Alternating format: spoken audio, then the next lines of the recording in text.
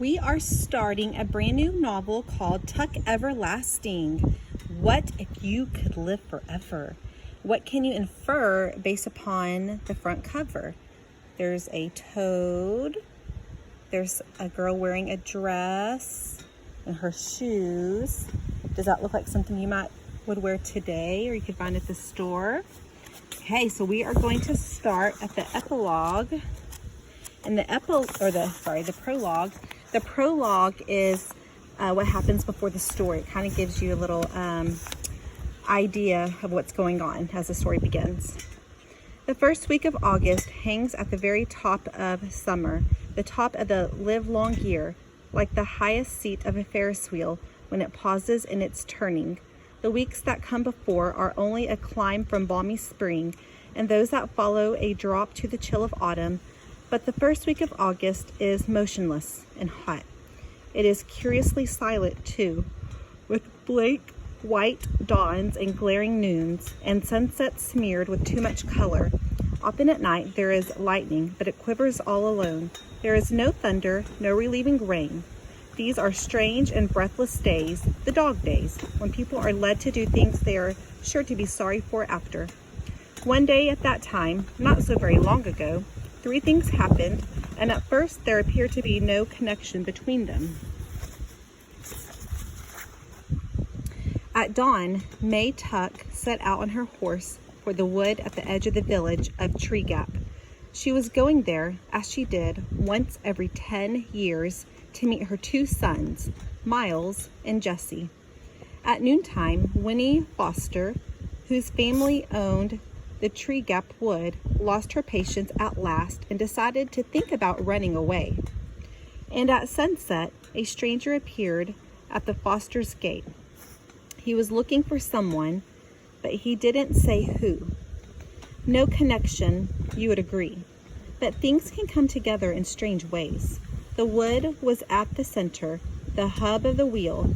All the wheels must have a hub.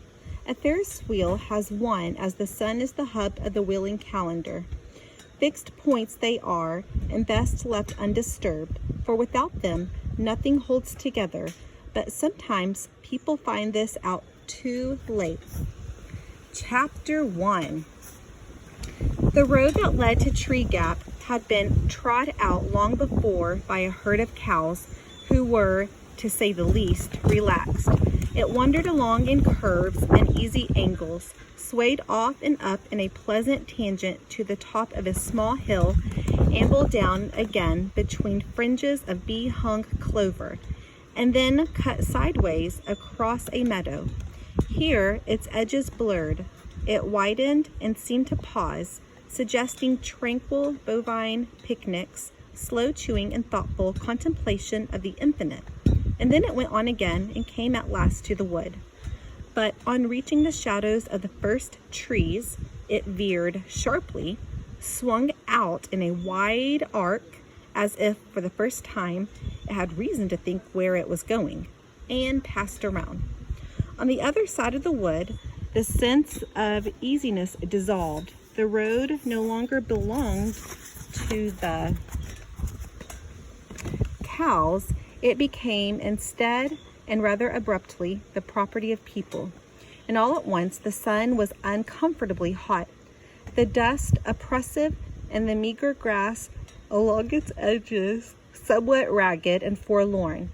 On the left stood the first house, a square and solid cottage with a touch-me-not appearance, surrounded by grass cut painfully to the quick and enclosed by a capable iron fence some 4 feet high, which clearly said, "Move on, we don't want you here." So the road went humbly by and made its way past cottages more and more frequent but less and less forbidding into the village. But the village doesn't matter, except for the jailhouse and the gallows. The first house only is important. The first house, the road, and the wood. There was something strange about the wood. If the look of the first house suggested that you'd better pass it by, so did the look of the road.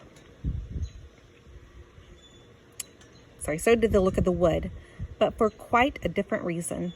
The house was so proud of itself that you wanted to make a lot of noise as you passed and maybe even throw a rock or two. But the wood had a sleeping otherworld appearance that made you want to speak in whispers. This, at least, is what the cows must have thought. Let it keep its peace. We won't disturb it. Whether the people felt that way about the wood or not is difficult to say. There were some, perhaps, who did.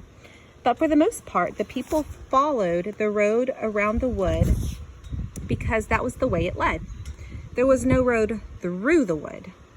And anyway, for the people, there was another reason to leave the wood to itself. It belonged to the Fosters, the owners of the Touch-Me-Not cottage, and was therefore private property in spite of the fact that it lay outside the fence and was perfectly accessible. The ownership of land is an odd thing when you come to think of it. How deep, after all, can it go? If a person owns a piece of land, does he own it all the way down in ever-narrowing dimensions till it meets all other pieces at the center of the earth?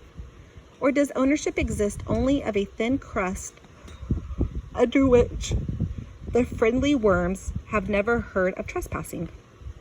In any case, the wood, being on top, except of course for its roots, was owned bud and bow by the Fosters in the Touch-Me-Not cottage. And if they never went there, if they never wandered in among the trees, well, that was their affair. Winnie, the only child of the house, never went there, though she sometimes stood inside the fence, carelessly banging a stick against the iron bars, and looked at it. But she had never been curious about it. Nothing ever seems interesting when it belongs to you, only when it doesn't. What is interesting anyway about a slim few acres of trees? There will be a dimness shot through with bars of sunlight, a great many squirrels and birds, a deep, damp mattress of leaves on the ground, and all other things just as familiar, if not so pleasant, things like spiders, thorns, and grubs. In the end, however, it was the cows who were responsible for the wood's isolation. And the cows, through some wisdom they were not wise enough to know that they had possessed, were very wise indeed. If they had made their road through the wood instead of around it, then the people would have followed the road. The people would have noticed the giant ash tree at the center of the wood. And then in time, they'd have noticed the little spring bubbling up among its roots, in spite of the pebbles piled there to conceal it. And that would have been a disaster so immense that this weary old earth, owned or not to its fiery core, would have trembled on its axis like a beetle on a pin. So let's make a prediction about this ash tree and the little spring, which is like a little water fountain coming up from the ground. I wonder why it would be so bad if somebody were to discover it. Join us tomorrow for chapter 2 and 3.